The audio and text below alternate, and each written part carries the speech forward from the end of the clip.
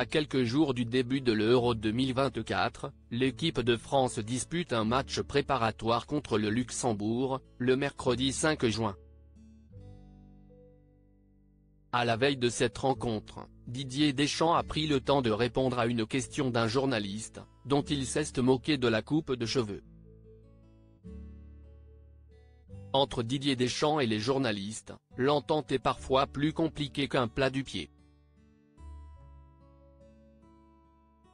Si l'on connaît au sélectionneur des Bleus une certaine inimitié avec des ex-coéquipiers devenus consultants, comme Christophe Dugarry, il a également poussé de grosses gueulantes en conférence de presse pour protester contre des critiques. Le jeu minimaliste de l'équipe de France lui est parfois reproché, et Dédé monte au créneau pour défendre ses résultats et son palmarès.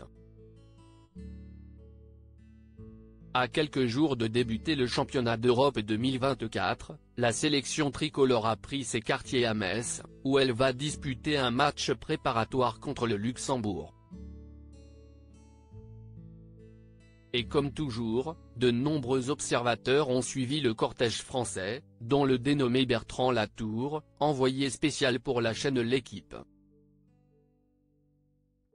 Je n'aime pas m'approcher du ridicule. Depuis plusieurs années, le journaliste et Didier Deschamps ont noué une certaine complicité qui fait le bonheur des bêtisiers de sport. Car le tacticien n'hésite pas à taquiner son cadet, offrant quelques passes d'armes teintées d'humour.